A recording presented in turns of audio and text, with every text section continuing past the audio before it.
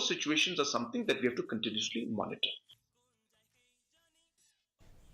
Hakaway pat ka khubor nakaliang MP ka Tura usaleng sangma ulat ting ka Sorkar Meghalaya Halor ka Jingnangkiew ka khubor magaladon ka jing penrung dekot thamai da kenhun Pyntriem bat kanie kan sabu jingma ya ka Jylla uneu MP ulah kintu yo menteri rang ba du kadi Narendra Modi bat yo menteri katnat ki kampo yeng ban tuklar kerki Halor kani ka kam usaleng ulah ongru ba don kam ban wanra i kam penroi ha ka than kum ka jing penyar ka lentirel ha ka mendi pathar Kajing walam ya kerel ki bawan na jengai bat kajing snapen bahai ke kat ling sun Baljek Airport ke badon hajan Tura. Da ke ba kentha ya kajing telot terikam jong ke Jylla usaleng uloong baka Jingla ban penyeso ya ke than syaki weipat ki benta jong keri kan kentie we ke roi kepar ha ke than.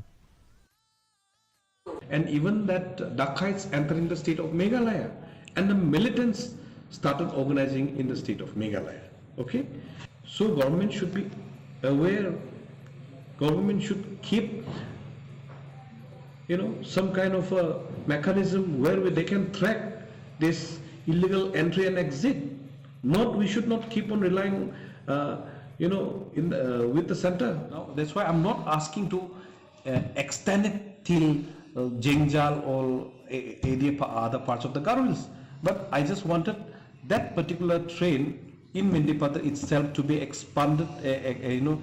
take the expansions of the stations and the extensions of the train to go to any nook and corner of the India.